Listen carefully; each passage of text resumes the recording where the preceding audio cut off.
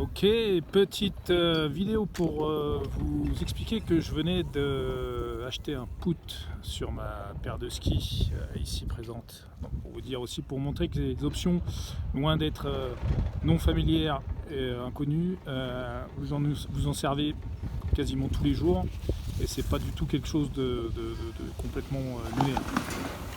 Donc là j'ai ma superbe paire de skis Atomic Redster de chez Atomic X7. C'est vraiment de la balle en plus, hein. C'est vraiment des bons skis quoi. Du coup comme c'est pas un actif, du coup j'achète à l'usage, donc je loue et je loue de la bonne cam en plus. Mais du coup ça m'embêterait en cas de problème de vol, de casse, etc. de devoir débourser le prix de la paire de skis, parce que ça c'est une paire de lattes qui cote actuellement dans les 800 € pièce, enfin la paire, sans les fixes, sans les chaussures. Donc l'ensemble package fixe chaussures 6 lattes, on doit être dans les 1000 €, quelque chose comme ça. Du coup cet actif, enfin qui n'est pas un actif pour moi, mais cette paire de skis qui a cette valeur, j'ai pas vraiment envie de débourser 1000 € si je la casse, la perds ou si on me la vole.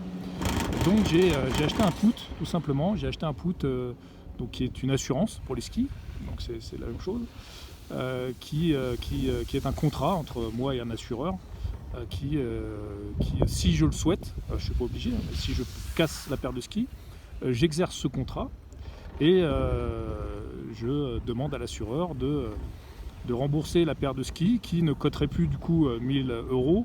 Si elle a disparu, volée, etc., on serait dans du 0 €. Mais imaginons, allez, pour l'exemple, je casse un des skis sur la paire, donc on va dire que à 800 € la paire ne cote plus que 400 €. Et donc cet assureur, lui, il aura l'obligation, si je le souhaite, lui, de son côté, il aura l'obligation de rembourser cette paire de skis au loueur de ski. Et donc voilà, donc ça me coûte, alors j'ai plus le chiffre en tête, mais je pense que ça doit être dans les 2-3 € par jour, allez, peut-être 5 €. Donc sur la semaine, 6 jours de ski, on est sur 30 € le contrat.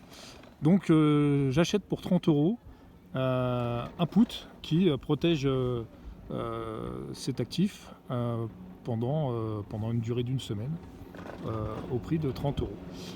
Vous l'aurez compris, donc c'est un put, c'est une assurance pour celui qui l'achète, qui peut protéger donc son sous-jacent contre une baisse violente, type cassage de ski ou vol de ski, de son actif. Ce qui est intéressant de regarder aussi, c'est l'autre côté, d'accord, hein, c'est l'autre côté, l'assureur, qui lui devra débourser donc la somme remboursée à neuf de 1000 € le pack ou 800 € la paire de skis au loueur de ski. Donc ça c'est son risque maximum, hein. Le risque max qu'il a lui, c'est que j'exerce et qu'il est à payer donc 1000 € la paire. Néanmoins, il y a quelque chose qu'il faut prendre en compte, c'est les probabilités dans cette histoire. À votre avis, voilà, quelles sont les probabilités pour que l'assureur et que je casse mes skis ou que je les perde cette semaine?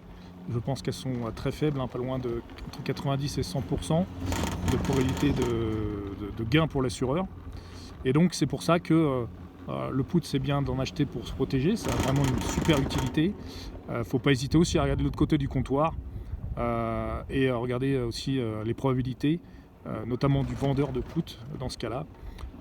Ces probabilités sont extrêmement faibles, enfin ces probabilités de gain sont extrêmement fortes et les probabilités d'être exercées sont extrêmement faibles.